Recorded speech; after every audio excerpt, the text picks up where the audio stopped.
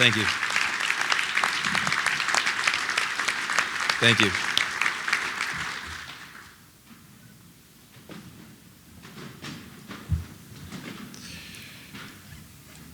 Mr. Chairman, Mr. Mayor, Your Honor, Mr. President, colleagues and trustees, and my community, and my sweetheart. Thank you. I'm excited to be here. I'm excited about Dearborn. I'm excited about Henry Ford College. And I'm so grateful that you all are here to pay homage to this institution, the important work that this Board of Trustees conducts. And to you trustees, thank you for trusting me. Thank you for letting my family understand your warmth, your generosity. And for those of you who know this Board of Trustees, you should thank them because they truly believe what I believe. And that is that a public education is the true and significant way we can make societal and human growth in our community, our state, and our country. They frankly believe that. They work at that. Even when they disagree with each other, they know they all believe it. That's why I asked them to let me work with them.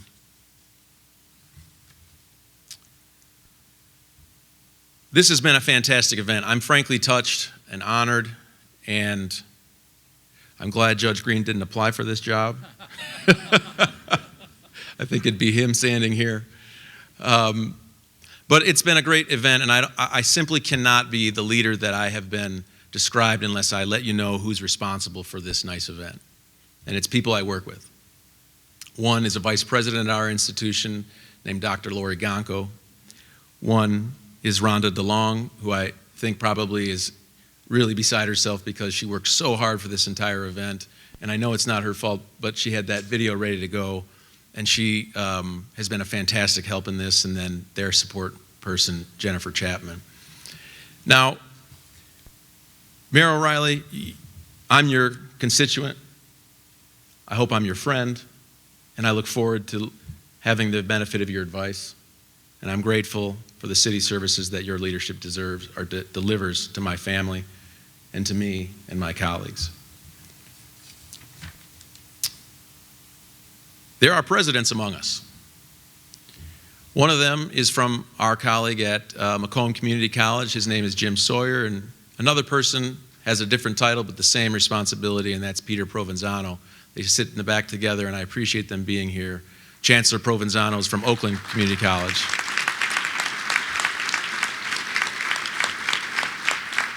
There's another president that means a lot to me. His name is Ed Montgomery. He's from Western Michigan University, and I have to tell you, President Montgomery, I think I've counted about 7 or 8 degrees from Western Michigan University up here at this table with my family. We're proud of who you are. I'm proud to be a Bronco, and I appreciate your willingness to be supportive of me as a friend and a great leader of the institution I care so much about.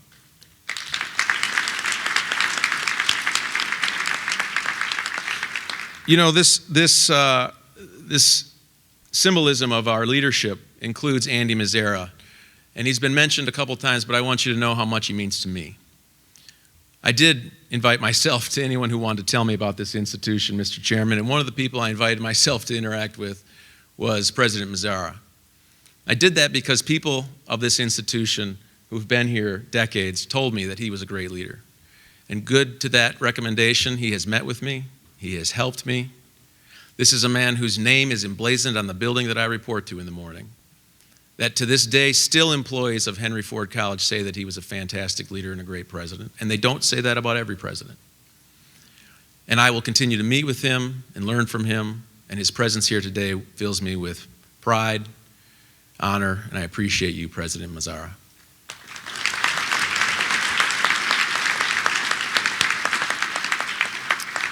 You know, my children are here, and my wife and I have decided, despite the questionable judgment to bring 2 children under 5 to an event like this, and you guys are doing great.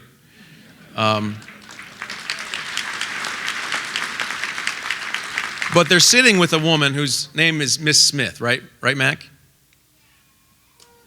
And Miss Smith is his kindergarten teacher, and you might think that's a little bit strange, but let me tell you why it's important. Miss Smith has a sister here, I think, and Miss Smith grew up calling her dad the president of Henry Ford College. Mr. McCann was the president from 1966 to 1972, and she's now my son's kindergarten teacher.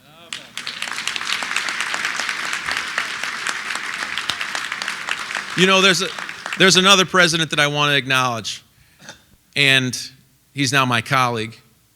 He's been helpful to me. He is intelligent and careful. He's kind and knowledgeable.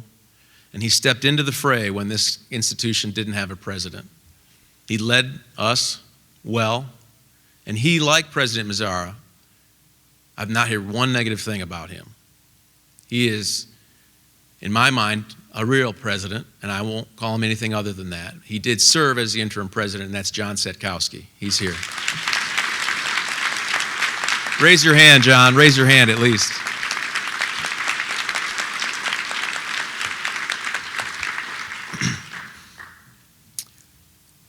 I'm blessed with a family that has supported me, and a lot of them are here.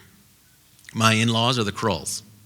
Pam and Gio are here, and they've been nothing but gracious supporters of me and our family. Courtney's siblings and their spouses are here, Carrie and Scott and Risra. And they too have been supportive of me. So supportive, Scott decided it would be a good idea that I marry he and his wife. And I took great pride in that, and I still rely on all of you for support. The Kavalhunas are here in force. I have an aunt and uncle who are both public school teacher retirees from Battle Creek Public Schools. I have a cousin, Lisa, who is the other Kavalhuna in the State Bar Journal, practices law very well in Oakland County. And I have my parents representing me tonight. My mother is here, and she has been fantastic to me, and her background is important for you to know because it informs you about who I am. She's a graduate of Kellogg Community College in Battle Creek. She was a poor kid from Battle Creek whose dad was a factory worker and whose mom stayed at home. She thought, and she instilled in me, that the way to prosperity was to earn an education, and a community college was the only way that she had an access to that. Fast forward many, many years, you'll find a master's degree educated woman leading a county-wide program to look after young children in Calhoun County, winning an Athena Award from Governor Granholm, the speech maker in my family, the supporter of mine, and the true reason why I accept and I'm appreciative of ambitious women, leader women. That doesn't bother me. In fact, I look up to a leader woman in her. My dad was a poor kid who immigrated to the United States from Brazil, and he lived in the basement of a house in Battle Creek, couldn't speak English, and went to the public school system there and taught himself English. And he too was a master's degree educated student that started at a community college. He was a proud member of the collective bargaining unit, despite whether you believe that or not, Mr. McDonald. He was the kindest person, and he supported me to a fault. He gave me the benefit of a loving father.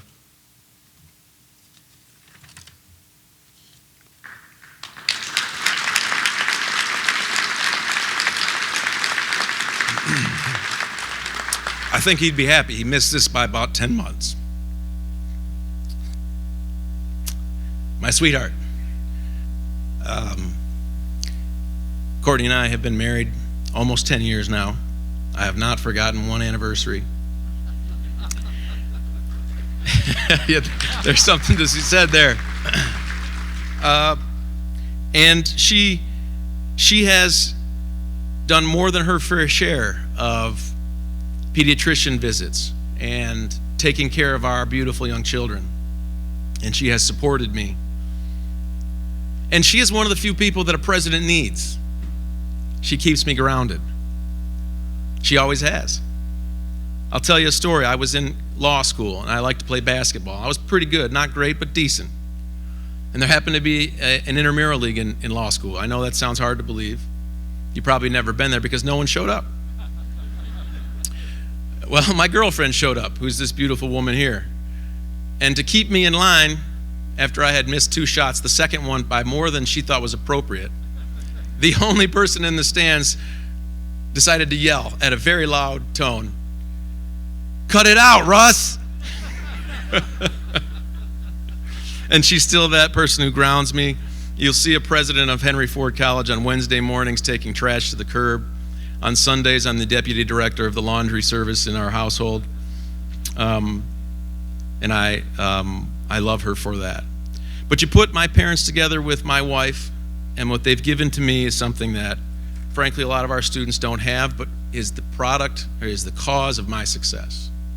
And that is other humans supporting me. I really believe that that kind of team environment, that kind of person-to-person support is really what drives success amongst our human endeavors. And my wife and my parents have blessed me in that regard. So let me talk to you a bit, if you aren't from Henry Ford College. Several of my friends and family are here, and everything's been said, I won't repeat, but I am proud of this institution. I am walking around this campus, walking around this county, telling of its virtues, telling of its programs. I want you to know about it, because there's so much good to know. You know, I wanted to live and work in an institution that believed in that ethos that Instructor Cohn had mentioned, that believed that education was something that we should work for, that we can devote our public service for in order to make a societal change. So when I was applying for this job, I walked around the campus.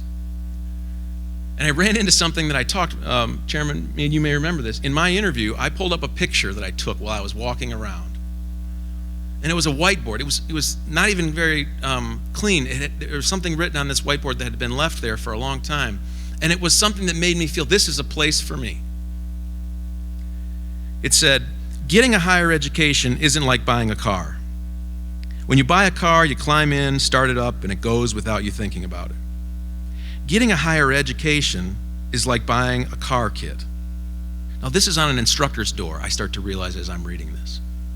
Tiny little office, like most of us who ever taught classes, papers everywhere, trying to make it through to teach the next kid. The next part of this says, you have to read the instructions, put in a lot of time and effort, and go down some wrong paths.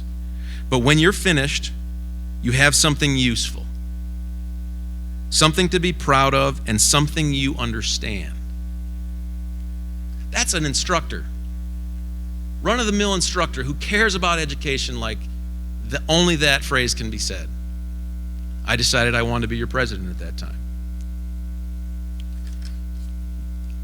And that, yes, I did do a listening tour, and here's what I learned. Here's what is so great about this institution. And I can't go all of it, we'd be here all night. But here are some things you should know. This board oversees the third largest, I believe it's the third largest, isn't it, Mr. Chairman? Third largest public school district for which my kids attend.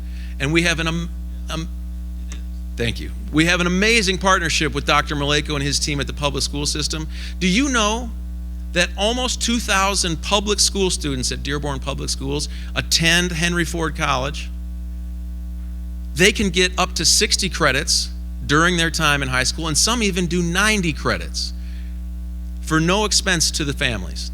Some graduate high school with enough credits for an associate's degree. That is because of a partnership and, frankly, a love in public education that is unique to Dearborn.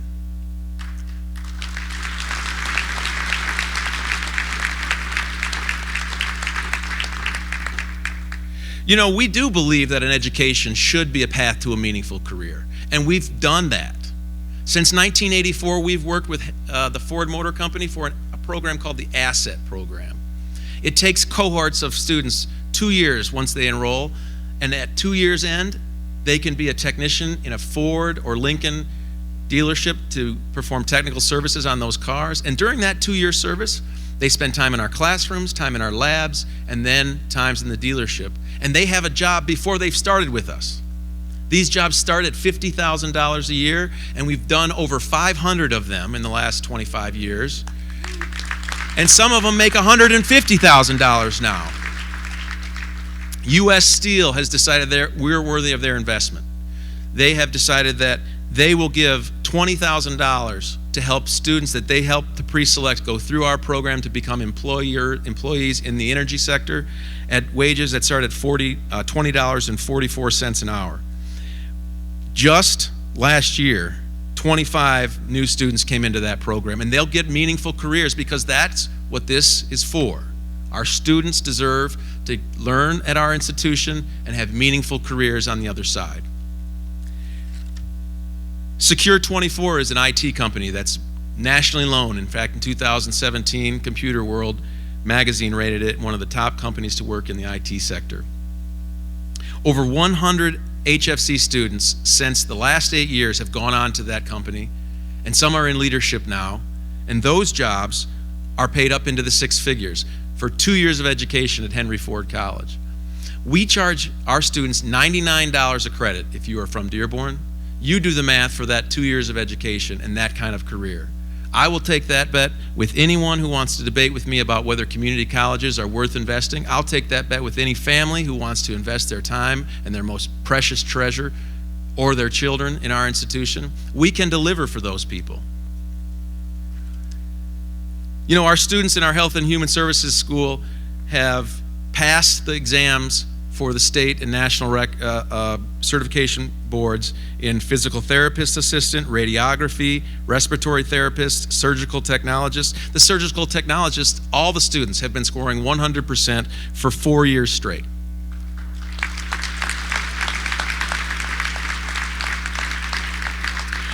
We let our engineers, our pre-engineer students, take their talents and compete in an engineering competition called the Community College Innovation Challenge. They've scored in the top 10 in the last 3 years.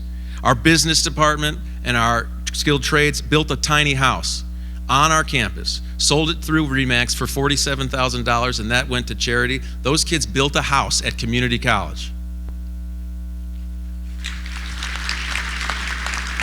And we have a meaningful life on our campus. Our students compete in athletics. Is Rochelle Taylor here? Miss Taylor is one of the best athletic directors in the country.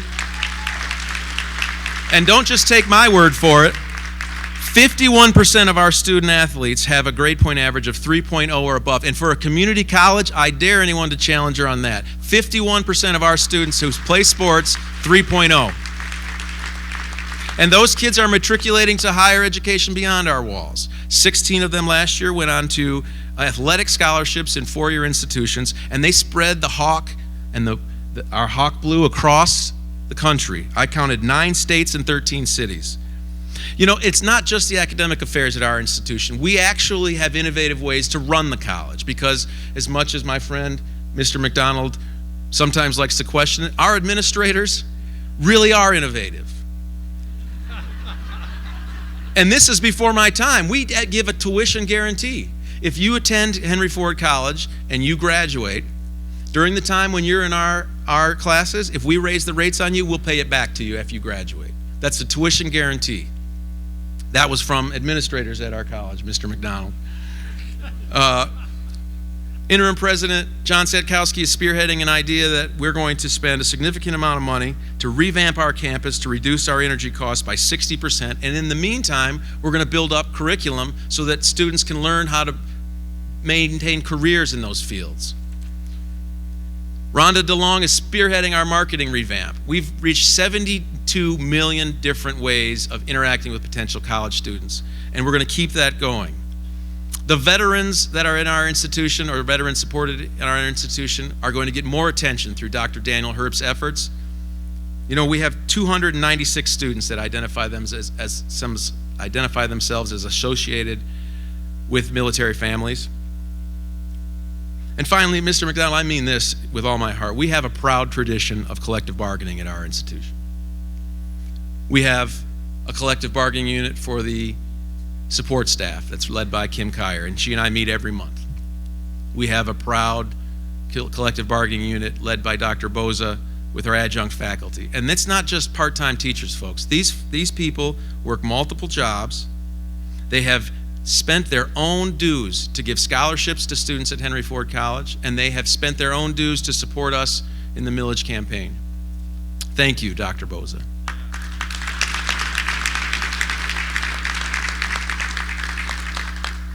David Cunningham's there at the table also, and he supports the administrative services union, and he leads them, and he and I are meeting every month, and I appreciate your support of me, Mr. Cunningham. And then Mr. McDonald. Mr. McDonald has been at this institution since 1969. He has been the leader of the faculty union since 1978. He has seen presidents come and presidents go. And he has dedicated himself to helping me be a success. He has worked with his members to tell them that I deserve a chance to work with them.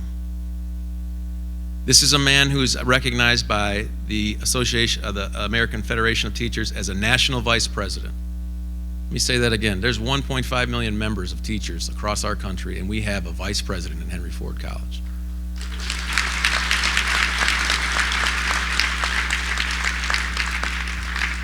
His members care about this community. They are in, I cut this list in half, John, because it was so long, but they're in the League of Women Voters, the Rotary, the Dearborn Animal Shelter, Gleaners.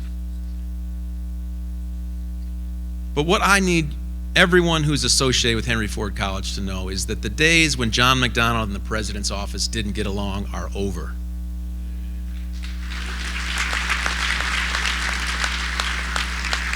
We don't have to agree all the time, and goodness knows we've already had some disagreements. But there will be respect of the faculty, and there'll be a partnership with its leadership.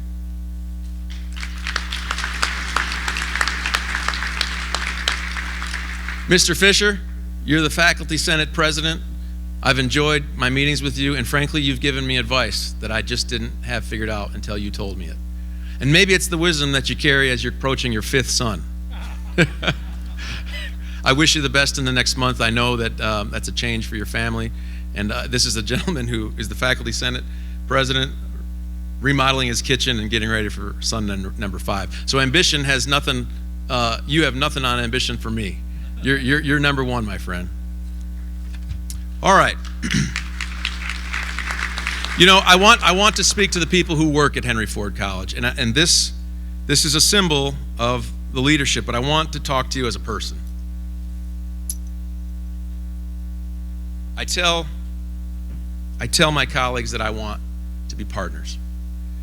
I tell my colleagues I want to be teammates. Because I think that's the way great institutions should be run. You know, in this listening tour, I kept telling folks from inside the institution, I will give you respect, I'll give you my time to listen, and I will make you feel and understand that I will treat you like a teammate. That's not a slogan for me. There's a difference between a manager and a leader. I know there's a difference between a boss and a colleague. I've had both. You know, a boss looks over your shoulder. A manager expects you not to get it right. You feel that as an employee. I have felt it. A leader invests in you, recognizes when you have the skill they don't have, expects you to be successful, and when you're not, helps you to be successful. I know the difference. I have worked with people who have taught me the difference. I know that Henry Ford College has the staff, has the expertise. I want to be your teammate. I want to be your champion and your colleague. It is not a slogan for me. The word teammate means something to me.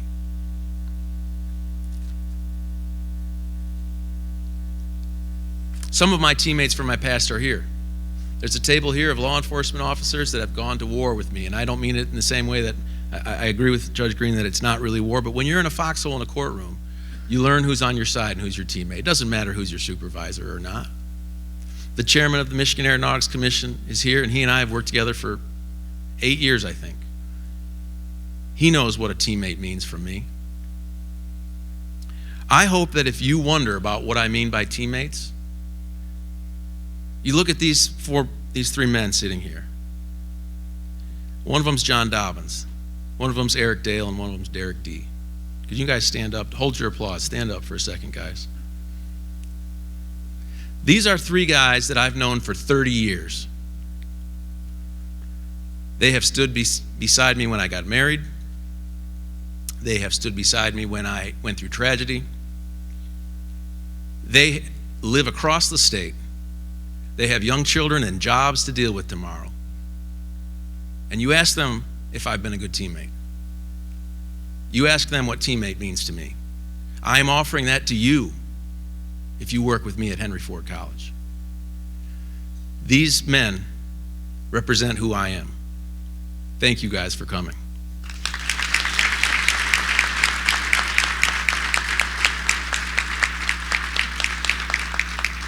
It's not a gimmick, it works, folks. Working together, we will move forward. And we'll address the challenges that we face.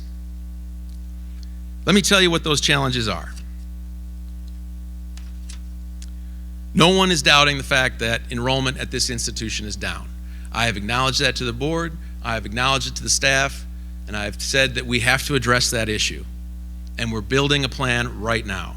And over the next 3 months, if you're at Henry Ford College and you want an opportunity to give input on that plan, you will have that opportunity. But take heart. Our enrollment may be down 5% overall, but dual enrollment is up 16%. We can make it 18%, and over the next 2 years, with Dr. Maleko's help, we can increase our enrollment there. And with these programs meeting the demands of the skilled trades and the empty jobs across Southeast Michigan, we can return to positive enrollment. We're going to keep working on that. We need to increase our student success rate. It's not great, but we have a plan to make it better, and just this year we've increased our completion by graduates and certificates by 3%. We're going to keep making progress on that, and I'll keep listening to you about how we should do that. You know, funding is a problem for higher education. We're going to keep working on that. Vice President Best and I have been to Lansing, and we've asked Representative Hammoud and others to help us see our way to a capital outlay budget. We've asked the state for $15 million to expand our technical building, and we've asked for our share of the $100 million that Travis Weber, the lawyer, the governor's lawyer, his boss has suggested $100 million can come to community colleges that want to help job. We're going to keep fighting for funding, and I'm going to need your help to find ways for that funding. The last challenge I want to talk to you about, and I am a lawyer, I'm not a judge, but I suffer from the problem of giving up the microphone. I want to be candid with you all. There's been intimation about this, but let's just be upfront about it. The culture at Henry Ford College has been a problem. I've heard it in my listening tours. I've heard it from people outside of the institution. And we can move forward. But we're going to have to do it together. We're going to have to agree that if things were bad in the past, that we'll talk to each other about it. We'll deal with those things on an upfront basis, and we'll put them behind us and move forward. You know, if we do that, if we concentrate on that, we can change lives. I believe that. I moved my family across the state because I believe we can do it here. Don't take my word for it. Take the word of an email I got 2 days ago. A woman, I have no idea who that was before 2 days ago. It harkens to something that we can still do. And I didn't write this. If those of you who know me know I wouldn't write like this. I want to share this with you. This came to just the president's office. I'm so proud of Henry Ford College that it is important to me to inform you how this school treated me in the early 1970s. I am black and was a 1968 National Honor Society at Wilbur Wright High School in Detroit with a full scholarship to any university in the country. My family asked me not to leave them, so I went to another institution in Southeast Michigan. She didn't say that. I changed the name. That institution was so racist that I could not deal with it. I dropped out. I left the scholarship behind. I had heard about Henry Ford College being an all-white school in an all-white community. Now, this is the 1970s, and we know that that's not the case, Mr. Mayor, but this is a first-person account from that time. So I decided to enroll, thinking that I would learn how to deal with racism, but I found no racism, capital N-O. I remember being the only black in class. No one, not the teachers, not the students, treated me any different. I once had a teacher who was a Southern that treated all his students equally. I graduated from Henry Ford College, returned to that other institution, and they still had racist instructors. But Henry Ford College taught me how to stand up for myself and move forward to obtain my education. I paid my way through that institution with no student debt. My daughter attended Henry Ford College. I have always and will continue to refer young people to Henry Ford College. I am forever grateful to Henry Ford College and its community. You have made me so proud. The increase of minorities in the school. Thank you for letting me share my life story, and that was Barbara Lewis Clark. That is the effect we can have, you and me as teammates. The only thing that's holding us back is if we don't work together. This presidency is not about me. If it is, it's going to fail. This presidency will be about us. I'm asking you, come with me. Come with me so that together we can move this institution forward. We will be working as a team. We can change the lives like we just heard in that email. Talk to each other. Don't talk about each other. Attack problems. Don't attack each other. Publicly thank each other and say how good your colleagues are doing. If you have a grievance with someone in the past at this institution, ask for coffee and sit down and say, President Kavalhuna asked us to talk this out. And work it out. And if it doesn't work it out, call me and I'll sit with you. Because the mission is more important than what happened in the past. We will and we can do that. I've already seen us start to do that. We will focus on student success. Together as teammates, you can do that. You have the passion, you have the expertise, you have the heart, you have the community support. God willing, you have the leader. We together can change the lives of this community and those that come to our institution.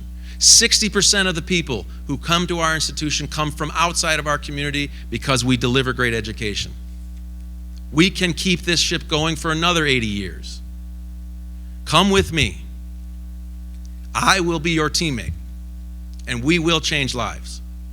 Thank you. Have a great evening.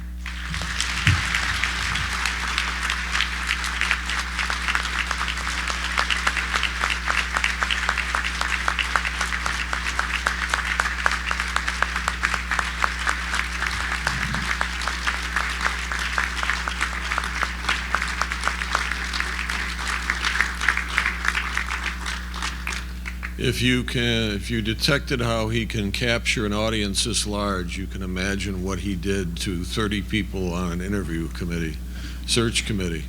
Very impressive young man, and I think probably what resonated most was that he was intent on restoring the culture that was once the hallmark of this institution, from Jim McCann through Stuart Bundy through Andy Mazzara.